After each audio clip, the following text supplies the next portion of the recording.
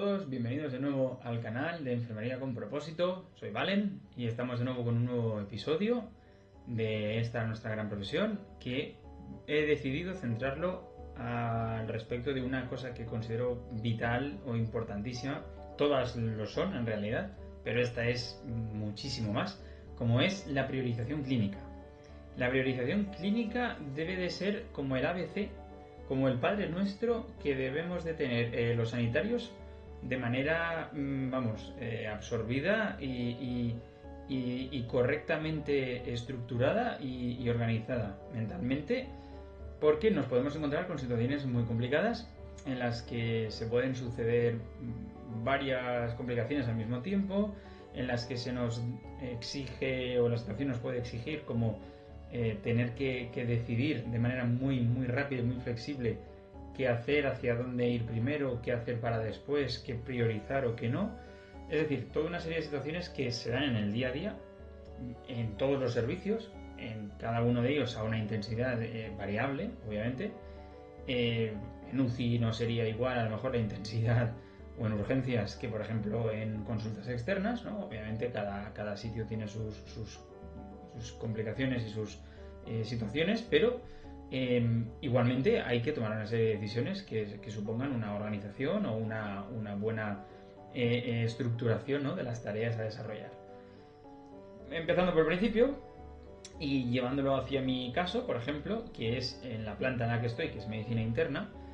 Dado que la propia especialidad abarca toda una barbaridad de patologías de todo tipo, de cabeza a los pies, y sobre todo con pacientes bastante mayores, de edad avanzada, muchos de ellos geriátricos, claro, se pueden suceder muchas de estas situaciones en cuestión de segundos. Entonces es muy importante siempre tener en cuenta las priorizaciones, ¿de acuerdo? Dadas las condiciones, las características del servicio en el que yo trabajo, actualmente tenemos una amalgama que podríamos resumir o englobar en que básicamente se pueda generalizar yo diría en tres tipos principales de especialidades. Por un lado tendríamos la cardíaca. Hay muchísimo paciente cardíaco, muchos de ellos que vienen bien por síndromes coronarios agudos, vienen por infartos agudos de miocardio que no han llegado a tener que precisar de maniobra de reanimación porque no han entrado afortunadamente en parada, pero bueno, han tenido ese infarto con su consecuente situación clínica, ¿no?, posterior, su necesidad de medicación urgente, en fin, todo lo que supone, ¿no?, a nivel de diuréticos, a nivel de digitálicos o a nivel de incluso haber cardiovertido, su pronta recuperación, en fin, una serie de situaciones, ¿no? Luego tenemos, por otro lado, el paciente respiratorio. Nuestra planta, que adquirió el COVID desde el primer día, desde el 17 de marzo de 2020, ha sido la punta de lanza del hospital en el que trabajo para tratar el COVID. Y desde entonces nos hemos especializado muchísimo en el manejo del paciente respiratorio, casi que por fuerza mayor, porque antes no teníamos esa especialización. Todo ello englobándolo desde el punto de vista no solo de la atención, de los parámetros a vigilar, de la atención urgente a la hora de tener que estar atendiendo en una urgencia de un paciente respiratorio, ¿no?, que son las medidas a llevar a cabo más prioritarias, sino también en el manejo de la maquinaria requerida para atender a estos pacientes, ¿no?, ya sean las máquinas de alto flujo o NAF, o ya sean las ventilaciones mecánicas no invasivas, ¿no?, las Trilogy que llamamos, que van de cine y tienen una utilidad muy amplia y son nuestro día a día. Y luego un tercer paciente, podríamos decir que debido a las condiciones de nuestra planta y también nuestra proximidad con el servicio de diálisis, sería el paciente de diálisis, paciente de nefrología, también con una serie de condiciones, ¿no?, una serie de prioridades. Empezando por el paciente cardíaco. Dadas las circunstancias, ¿no?, del paciente cardíaco, todo lo que tenemos que estar siempre priorizando a la hora de observarlo y de tener en cuenta o tener presente que esté, la estabilidad de dichos pacientes, lo primero que hay que tener en cuenta es siempre su tensión y su frecuencia cardíaca. Lógico. Todo aquello que se salga de los valores considerados estables o normales será motivo de nuestra priorización o de nuestra alerta. Asimismo, cada situación en la que se dé que el paciente refiera a algún tipo de dolor, algún tipo de malestar, algún tipo de molestia, ya sea centrotorácica, ya sea precordial, lado izquierdo, incluso irradiada, o a brazo, o retroesternal, o incluso en hombro, debe de ser un motivo de prioridad número 1 para ese paciente nuestro, y debe de suponer que todo aquello que esté haciendo en ese momento en el que se me informa que ese paciente o que un paciente cardíaco manifiesta estos síntomas, debo de dejar todo lo anterior y centrarme en esa situación, ¿vale? Eso requiere de prioridad máxima.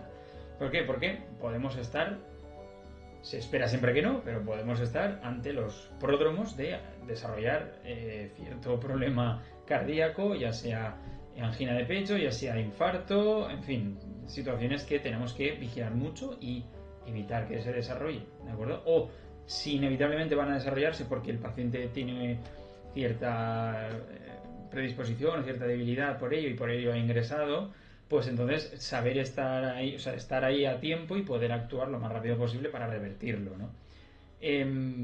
Todo este tipo de situaciones clínicas serán nuestra prioridad número 1 ante pacientes cardíacos, ¿de acuerdo? Luego también hay que tener en cuenta otros aspectos, otros detalles que es muy importante mencionarlos, ¿de acuerdo? Todo paciente cardíaco normalmente siempre va a llevar asociado no solo betabloqueantes, como el médico ya considere de la mejor manera oportuna administrárselos, ¿no? o pautárselos, sino también obviamente diuréticos, ¿vale? Es muy importante tener en cuenta el efecto de los diuréticos, y hay que también cerciorarse y tener cierto criterio clínico a la hora de administrarlos, sabiendo que no podemos darlos de manera desinteresada y a ciegas, aunque a lo mejor el paciente presentara una tensión muy ajustada o una hipotensión. Entonces, en esos casos sería valorable, incluso sería de prioridad de llamar al facultativo a cargo, de decirle: mire doctor, tengo aquí esta situación, este paciente está con una hipotensión y tiene Seguroil pautado, ¿se lo administro o no se lo administro? Igualmente hay que avisar, ¿de acuerdo? El contacto y la comunicación con el médico en estos casos debe de ser fundamental. De igual manera que una frecuencia cardíaca ajustada o una bradicardia, aunque fuera sinusal, ¿no?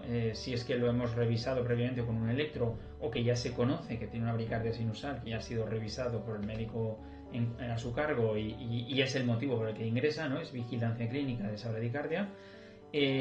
Claro, valorar si dar los beta bloqueantes, ¿no? Porque pueden provocar a lo mejor una disminución aún mayor de la frecuencia cardíaca. Todo este tipo de cosas es importante tenerlas presentes para que nosotros no seamos autómatas y directamente nos lancemos a dar la medicación que se nos pauta sin tener siquiera un criterio, ¿no? Eso es importantísimo. También de igual manera, como comentábamos antes, la situación urgente en la que el paciente presenta ese tipo de molestias externales, retroesternales, precordiales, importante.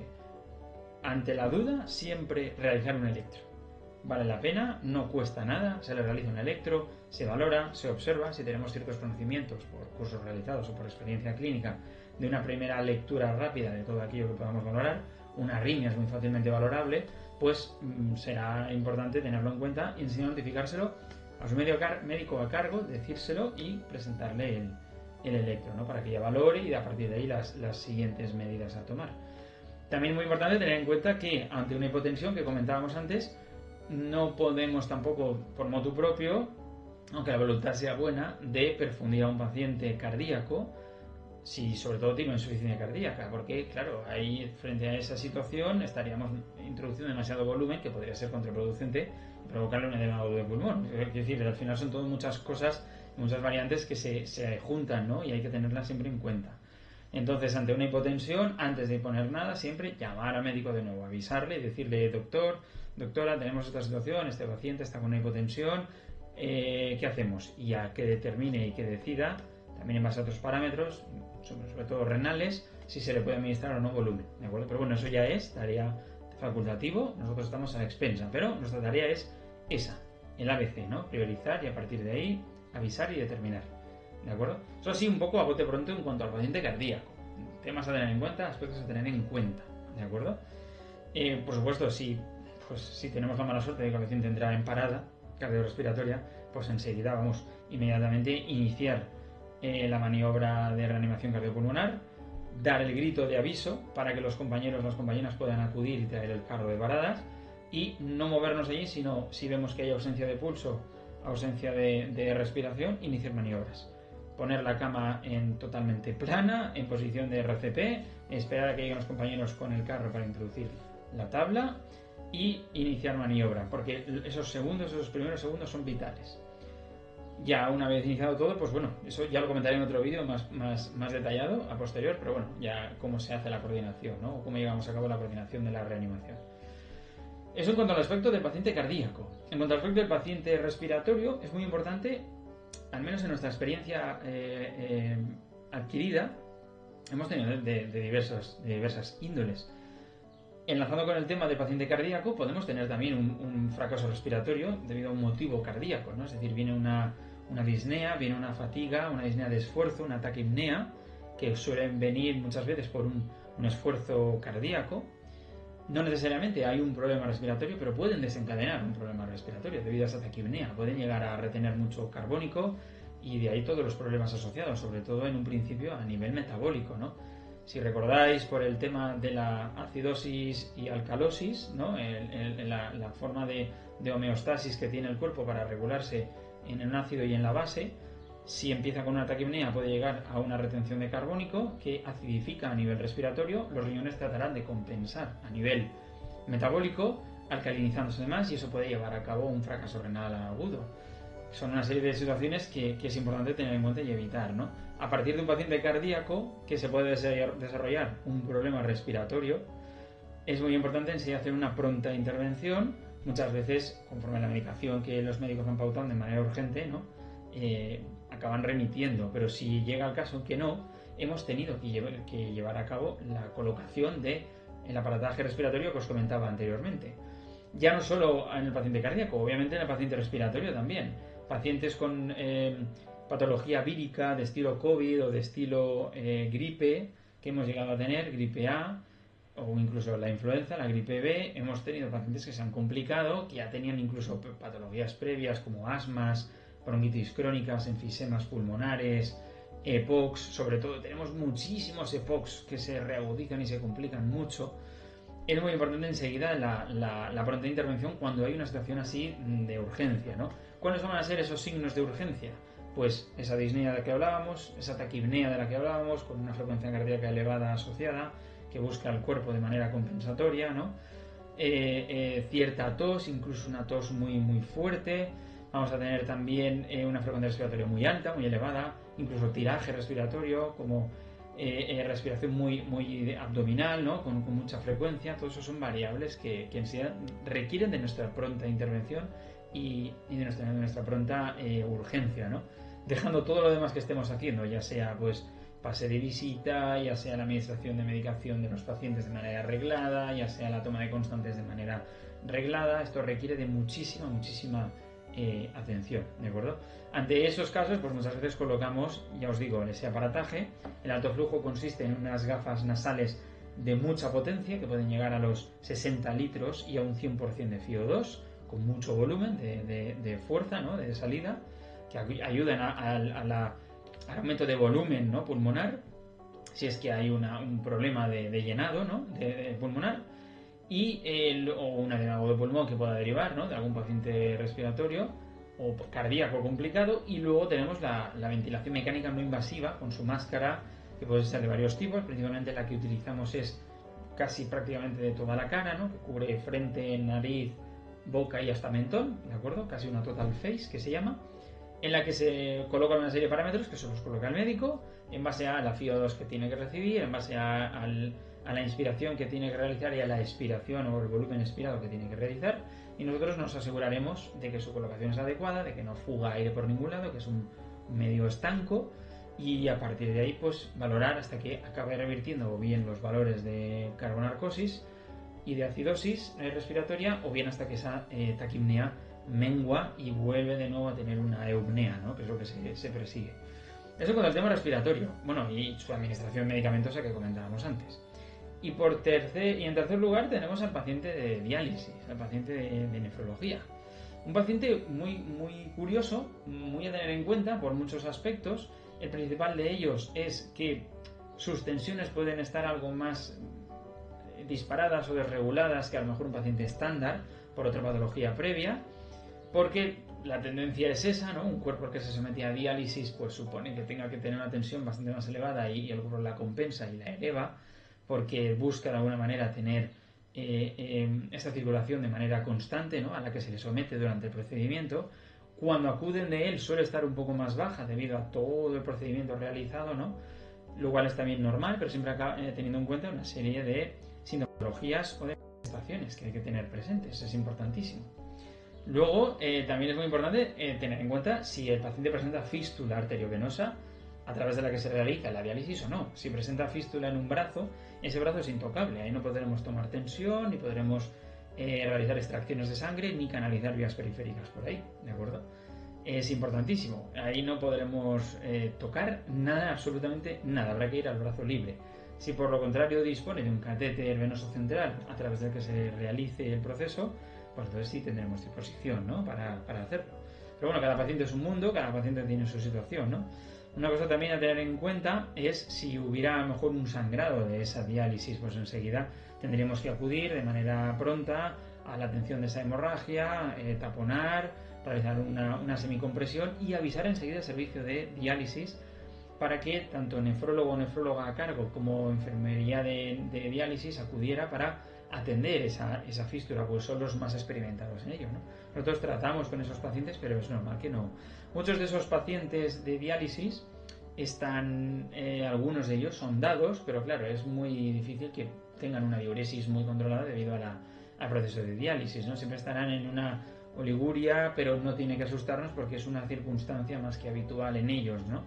Dado que se le realiza el proceso, pues la diuresis puede ser muy escasa y no tiene que darnos pie a un problema. Así como el paciente cardíaco que comentábamos, sí tenemos que tener en cuenta su diuresis y muchas de las ocasiones requerirá, y por orden médica se sondará, para tener un control de entrada y salida de volumen, dado el problema de insuficiencia cardíaca y demás asociado.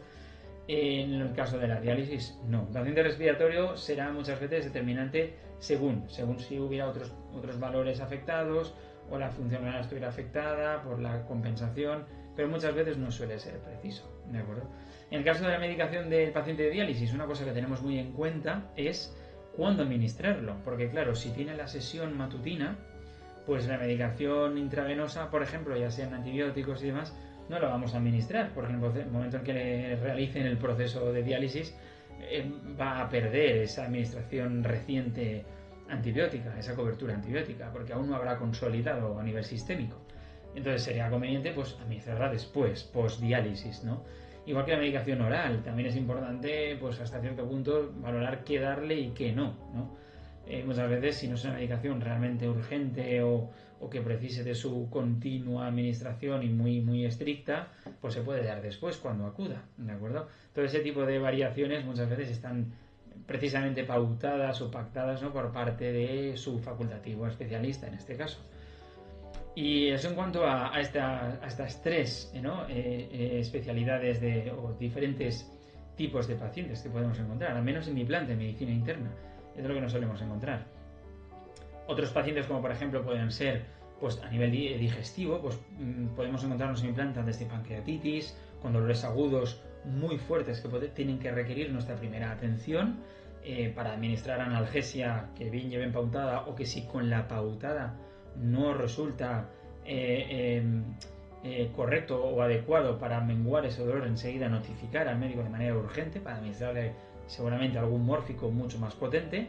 También a nivel digestivo encontramos pacientes con problemas pues ya sean diverticulitis, enfermedades de Crohn, encontramos pacientes con hemorragias digestivas altas que precisan de una perfusión de protector de estómago, de omeprazol, con su observación de esas deposiciones que no las lleguen a hacer muy sangrantes, o en caso de hacerlo enseguida nuestra pronta importancia para tener que atender y valorar, ¿no? Hasta qué punto y cuánto volumen de deposición hematoquéfica realizado, y a partir de ahí pues avisar al médico prontamente, incluso valorar, realizar una analítica de control para valorar hemograma, realizarle las pruebas cruzadas por si precisara de transfusión sanguínea, que muchas veces suele ser el caso, si están de un recuento de hemoglobina o de hematíes muy bajo, entonces transfundir, por supuesto.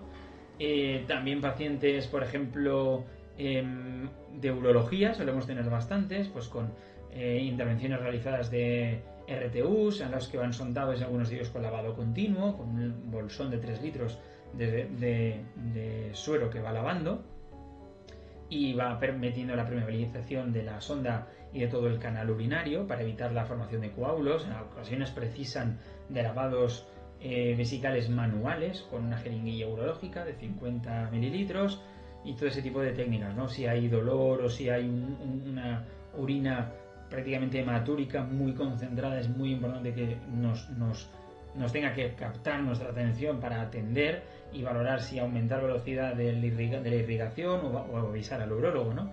Todo ese tipo de pacientes. También muchos pacientes, o bien de digestivo que comentábamos, a nivel intestinal, o bien a nivel urológico, encontramos pues con sus nefrostomías o urostomías por parte de urología, o sus colostomías o ileostomías por parte de digestivo. Pero es que incluso nos encontramos también, volviendo a retomar el paciente cardíaco, si ha llegado a desarrollar a lo mejor o el respiratorio un derrame pleural, pues muchas veces hacemos allí mismo, in situ en la habitación, el doctor hace un drenaje pleural o torácico, ¿no? O incluso con un evacuador con su reservorio de evacuador, ¿no? Conectado a presión atmosférica. Quiero decir, tenemos una mezcla variopinta de perfiles de paciente que te obligan a tener no solo un conocimiento muy amplio, muy extenso del manejo de cada uno de ellos y de sus actividades que requieran para su estabilidad, sino también de la urgencia, ¿no? De qué valores tener en cuenta en cada uno de ellos, lo que os comentaba. Entonces es muy importante siempre toda esa serie de signos, de síntomas, importantísimo tenerlos muy presentes y tenerlos bien establecidos mentalmente, bien esclarecidos sobre cuáles tendré que actuar de manera pronta y urgente y sobre cuáles puedo mantener un tiempo, ¿no? Como apartados porque se me requiere en otra situación más crítica para luego después retomarlo, ni cuáles son de urgente llamada a su médico y cuáles no llegan a requerirlo mientras no lleguen a cierto nivel de complejidad que enfermería pueda manejar. Pero si llega a superar ese manejo nuestro, pues entonces sí precisa de una llamada al facultativo, ¿no? Y bueno, eso ha sido un poco así el resumen de la situación. La verdad es que habréis podido observar que tengo para aburrir en cuanto a ejemplos de especialidades, es decir, hay una buena amalgama desde la que poder tener en cuenta muchas cosas. Espero que os haya gustado este breve resumen, este enfoque de dónde priorizar, ¿no? En diferentes campos y en diferentes perfiles de pacientes. Si algunos de vosotras trabajáis en algunos servicios que reúnan, ¿no? Pacientes de estos perfiles, pues dejadme leer en comentarios para que lo pueda leer y podamos charlar y comentar varios aspectos a tener en cuenta, las dudas que tengáis, cómo lo atendéis vosotros, cómo lo recepcionáis, cómo funciona, ¿no? el desarrollo en vuestros servicios, en vuestros hospitales, qué tipo de pacientes tenéis o qué otros que no haya comentado tenéis y con sus urgencias. Estaría muy guay que tuviéramos un buen feedback, una comunicación en los comentarios para saber de qué manera, ¿no? tratarlos y tener un aprendizaje cooperativo que siempre viene bien, aprender cosas nuevas. Dejarme un like si os ha gustado el vídeo y nada, lo dicho, hasta el próximo vídeo explicativo. Espero que os haya gustado. Chao, chao. Un abrazo. Nos vemos.